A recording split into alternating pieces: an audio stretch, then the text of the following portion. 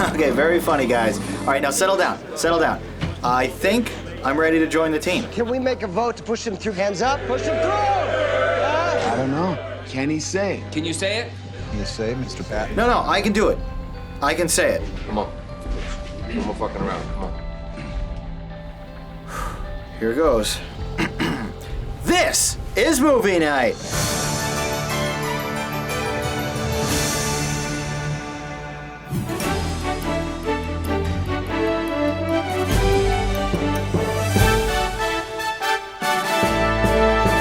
Hello and welcome to Movie Night, in-depth film reviews in 5 minutes or less. I'm your host, Jonathan Paula. Tonight, in honor of the 70th anniversary of D-Day, we'll take another look at war-themed pictures. Back in episode 44, we reviewed Apocalypse Now and Saving Private Ryan. So now we'll take a look at 5 more films from some of America's biggest conflicts. Now traditionally, I arrange these reviews chronologically by release date, but instead we'll discuss them tonight based on the order of the war they're depicting, which means we'll start with the Revolutionary War and the Patriot. Released the weekend before July 4th in the year 2000, this Roland Emmerich historical action film doubled its $110 million budget.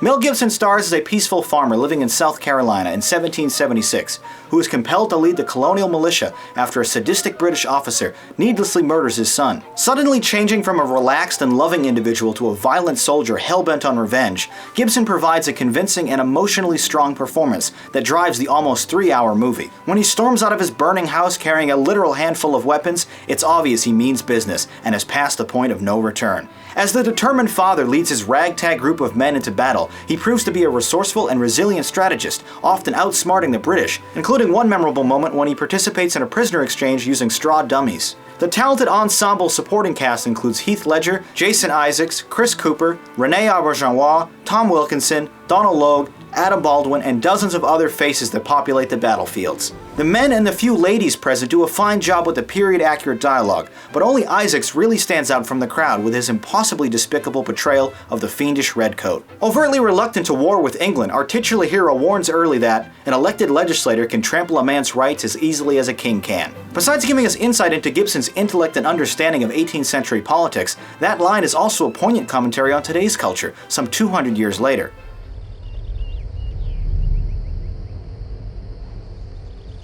Sergeant, there's no need for you and your men to die. Leave the wagons and go. This is the King's Highway, and I advise you and your men to make way. On your right! Present!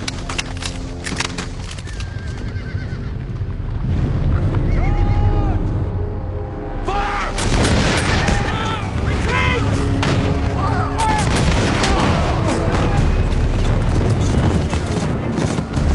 Many of the most gruesome deaths happen just out of view, but the R-rated picture still exhibits some decidedly graphic moments, particularly those involving Gibson's trusty hatchet. But as far as war movies go, the on-screen brutality is rather tame. Emmerich certainly has a flair for the ostentatious and grand, delivering on his trademark by giving us sweeping anamorphic shots in beautiful slow motion. Sometimes this big Hollywood style works and is suitably appropriate for the epic action on screen, but other times it feels particularly cheesy and unnecessary. The soundtrack by the immensely prolific John Williams mayn't be his best work, but the pulsing mix of strings and woodwinds provide a lively and patriotic backdrop to the adventure. The leisurely paced narrative tends to repeat itself, but comes marching back with an exciting final battle scene that unfortunately is also a complete work of fiction. Although it functions as a poor and generally inaccurate account of the actual Revolutionary War, HBO's impressive John Adams miniseries is far superior in that regard, the film does contain authentic and realistic costumes and locations. Despite its many redeeming qualities, the film will always share unavoidable and unfavorable comparisons to Gibson's earlier war epic, Braveheart, which has a much stronger execution of a near-identical story involving lost love, flag-carrying speeches, and ragtag heroes taking on the mighty British Empire. Perhaps that's why that movie won 5 Academy Awards, whereas this colonial counterpart could only secure 3 nominations. Given their similarity, I'll always choose the Best Picture to rewatch on a lazy summer afternoon. But this movie still has a great deal of entertainment value. The Patriot, Braveheart clone, delivers American thrills. Now let's check out your thoughts from the YouTube comments.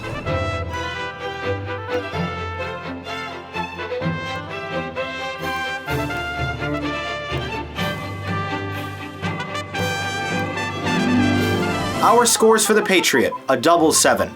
You enjoyed the action and Gibson's acting, but faulted the predictable story and overly patriotic delivery, ranking this a cool. I completely agree, a very entertaining film, just a familiar one. I thought it was cool as well. For tonight's poll question, since we are discussing war films, which is your favorite? Leave a response as a comment below.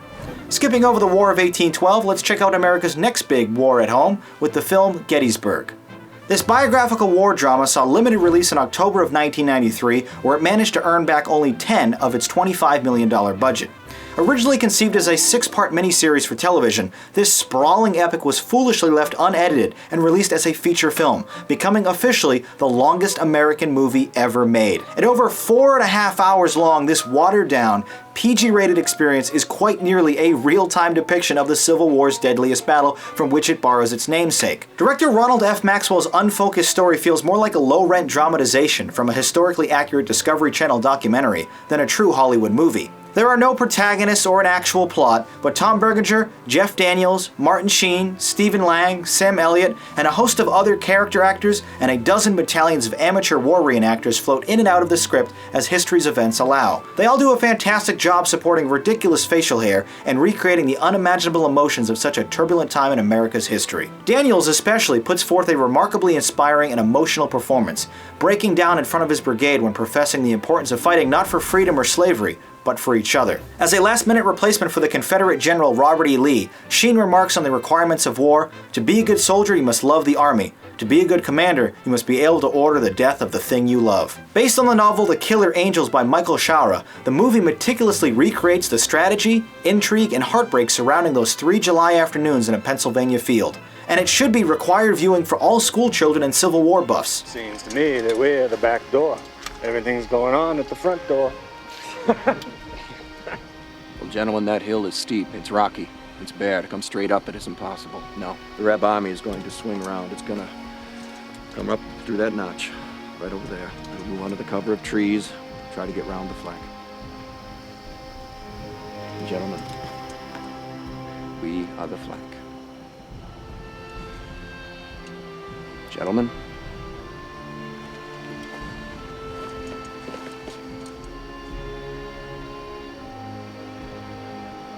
God go with you.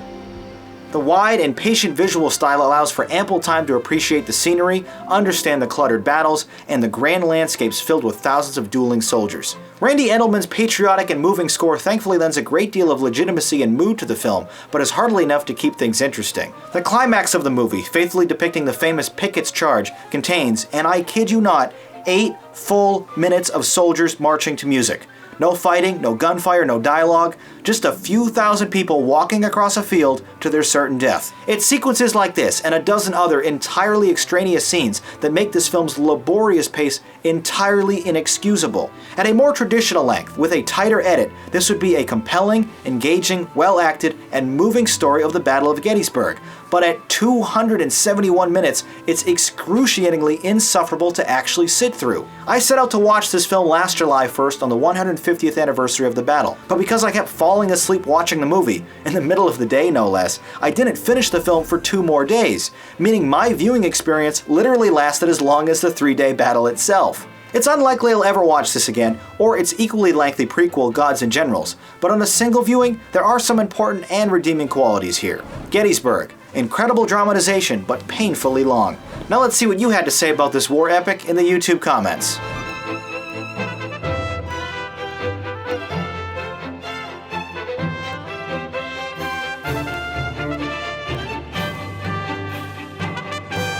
The Ratomatic for Gettysburg, a 6 and a 4. You applauded the realistic battle scenes, acting, and visuals, but bemoaned its length, scoring this a good. I appreciated those elements as well, but thanks to long, boring stretches and poor pacing, I just wasn't able to truly enjoy this film. I thought it was meh. Next up tonight, let's visit World War I with All Quiet on the Western Front. This American war film, based on the Erich Maria Remarque novel of the same name, premiered on April 21st, 1930, making it the oldest film we reviewed here on the show. At least so far. Produced on a budget of $1.5 million, a considerably large sum in the wake of the stock market crash, this black and white film earned slightly more than break even, but did very well critically, winning the 3rd ever Best Picture Oscar. The unrated narrative follows a group of German school kids who joined the army during the First Great War and faced disillusionment following the horrors of the battlefield. The naive soldiers are convinced to enlist after their teacher suggests, "Is a little experience such a bad thing for a boy?" The ensemble cast includes Lou Ayres, Richard Alexander, Louis Wilhelm, John Ray, and plenty of other names folks under 70 probably don't recognize, with the now 103-year-old Arthur Gardner as the only surviving member of the cast or crew. Steeped in dated quaintness, the acting from the troupe of boys is awfully overdone and hammy at times, occasionally even eliciting an unintended laugh or two. Individual monologues and conversations, however, are mildly intriguing, especially late in the film when we follow a single soldier instead of 20. Although its contributions to cinema, especially in the war genre, are still influencing pictures today, the 136-minute film is, at times, a very boring one. As I've mentioned in other reviews of decades-old movies, being critical of this picture's style and pacing is inherently unfair, as that was mostly expected at the time. But such a forgiveness doesn't make the film any more entertaining or captivating. Indeed, nearly the first 90 minutes of this picture rolls on without any true protagonist or story, just a sequence of loosely connected scenes following an entire group of nameless, near-identical individuals. For an 84-year-old film, the action of the fights and battles are particularly impressive and very well done, maintaining a realism and urgency to them. I moved it! I moved it! Just a scratch, you yellow rat! Up! Get on with the others! Up! Now! You yellow rat! Thinking yellow rat?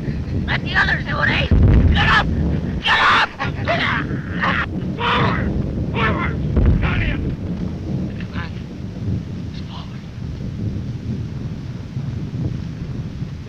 Come on! Push forward! Forward! Forward! Forward!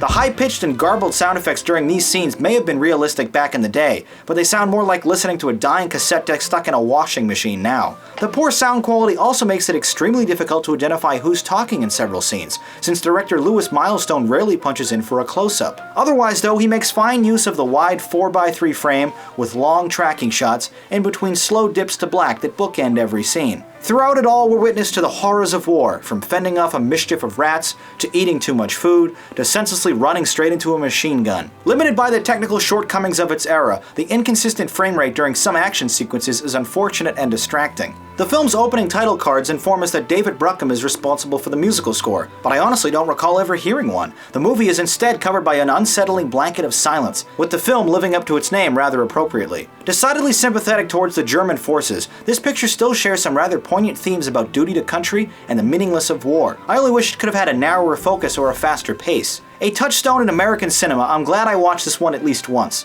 but I'm afraid that was enough for me. All Quiet on the Western Front. Futility of war, eventually examined. Now let's take a look at what you had to say in the YouTube comments.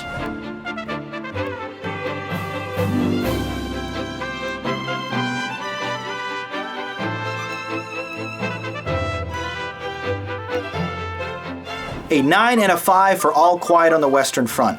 You applauded this film's abilities to showcase the soldiers of war in a sympathetic manner, and its ability to still entertain today. You thought it was awesome. Well, I guess I'm alone on this one, but I didn't really enjoy it. I appreciate its pioneering efforts and technical accomplishments, but the story and characters were virtually absent until the final act, so I'll have to score this an alright. A reminder now to check out the Movie Night Archive channel for an organized collection of all our reviews, and to hear my thoughts on upcoming movies. Next up, let's review Schindler's List. Shamelessly released during the height of awards season in December of 1993, this epic historical drama film finally scored acclaimed director Steven Spielberg his first Best Director award, one of 7 Oscars won for the picture. Filmed on location in Poland on a budget of $20 million, the R-rated film eventually grossed $300 million in profit and is widely regarded as one of the greatest movies ever made, with a current standing in IMDb's top 10 highest rated films. Based on the novel Schindler's Ark by Thomas Canale, the narrative shares the horrors of the Holocaust during the Second World War by focusing on the life of Oskar Schindler, a German businessman who saved the lives of 1,200 Polish Jewish refugees by employing them in his factories. As the title character, Liam Neeson gives the performance of a career. A man initially driven by profit, he remarks on rounding up the Jews into ghettos as bad business. Slowly, we see him develop deep compassion and understanding for the Jews around him, especially in the picture's penultimate scene, where he breaks down in shame for not having done more. His Jewish accountant, played by the immensely talented Ben Kingsley, however, is quick to remind him of this quote from the Talmud: "Whoever saves one life, saves the world entire."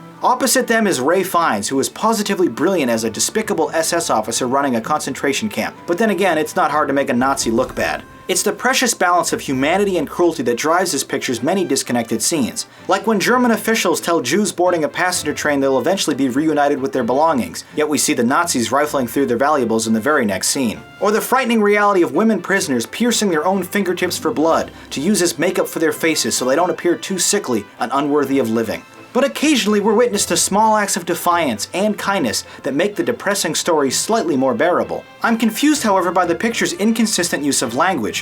While most is stylistically presented in English for our convenience, a number of the characters are still speaking German, which is a curious production choice.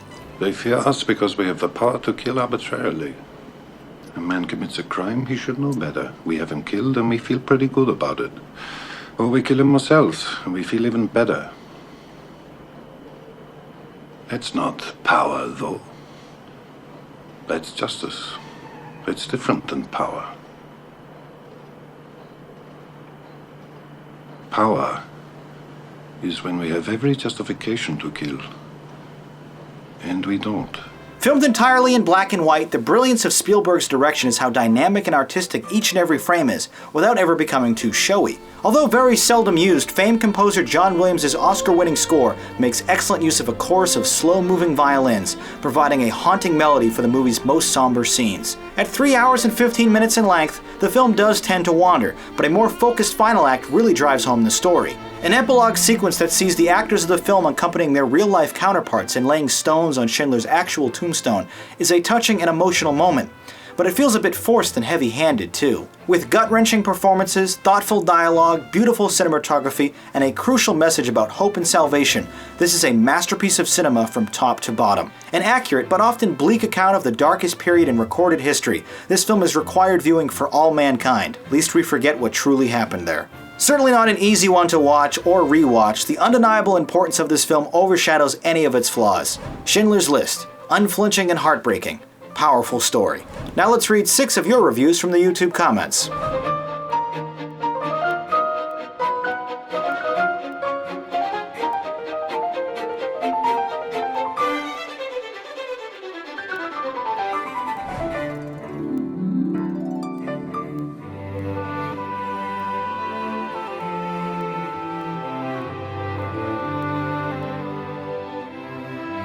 Our scores for Schindler's List, a rare double 10. Calling it touching, stunning, and necessary viewing, the vast majority of opinions were extremely positive for this picture. You thought it was amazing. While not the easiest film to digest, I applaud Spielberg's attention to realism and integrity. This is a stirring and wonderful film. Despite its horrible subject matter, I thought it was amazing as well. Now for a movie depicting a story from America's longest war, let's review Lone Survivor. Based on the first-hand non-fiction book of the same name by Marcus Luttrell, this American war film was released nationwide on January 10, 2014, where it eventually tripled its $50 million budget. Mark Wahlberg stars as Luttrell, an elite Navy SEAL who gets pinned down in the Rocky Mountains of Afghanistan after an anti-Taliban op goes south. Ben Foster, Taylor Kitsch, and Emile Hirsch portray his intrepid squad mates. And while we learn almost nothing of their backstories, their camaraderie and lived-in relationships feel very believable. Facing impossible odds against an incoming horde of nearly 100 enemy combatants, the foursome dig behind cover and attempt to survive until backup can arrive. Their performances truly sell the horrifying circumstances of their situation, with every glance between them carrying the weight of their life-or-death struggle. Despite being severely outnumbered, they maintain their composure and determination, with Foster remarking to himself regarding a Taliban fighter in his sights, "You can die for your country. I'm gonna live for mine." As the title would suggest, however, their fates are unfortunately a foregone conclusion, but the narrative is no weaker because of this inherent spoiler. The brilliant and Oscar-nominated sound design is particularly noteworthy, especially during a harrowing sequence when our heroes tumble down a jagged cliffside, with bones cracking and bullets whizzing all around them. The R-rated adventure is often graphic, with blood flying in all directions, but never gratuitously so. The colorful language, gruesome violence, and loud explosions only lend to the film's meticulous realism. The opening act is deliberately slow, methodically building palpable tension before the first shot is even fired. But once the fighting begins, the seamlessly paced 121-minute story morphs into a whole new beast that rather effectively transports the viewer inside an active war zone.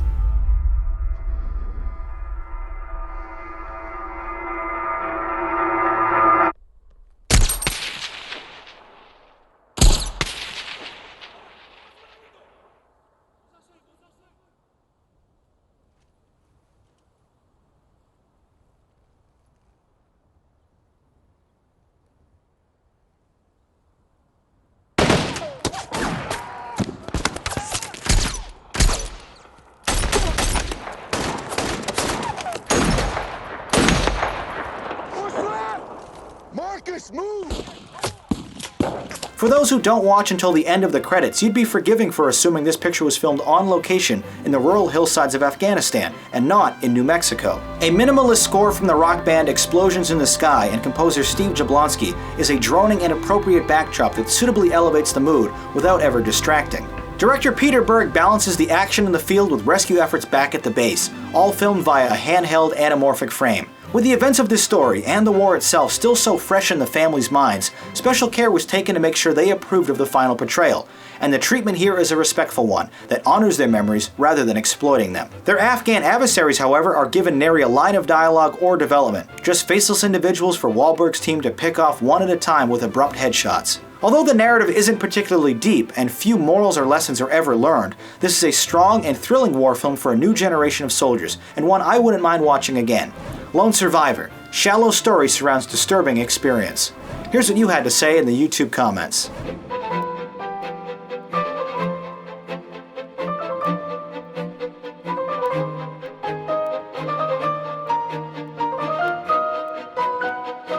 Our final ratings for Lone Survivor. 2 8s.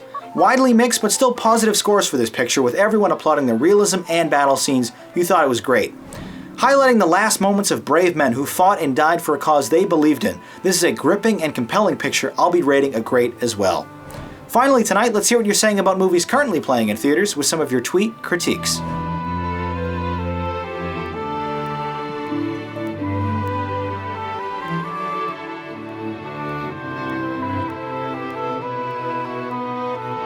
If you see a new movie in theaters, tweet your review with the JPMN hashtag. Next week, in the penultimate episode of the season, we'll be reviewing 3 new June releases: Edge of Tomorrow, The Fault in Our Stars, and 22 Jump Street. Once you've seen these films, share your opinions by voting in the polls below or by leaving a comment review. If you'd like to watch more movie night reviews, check out the related videos on the right or click subscribe to be notified of all new content. Also, be sure to follow me on social media for updates between episodes. Once again, my name is Jonathan Paula. Thank you for watching and listening. Until next time, have a good movie night.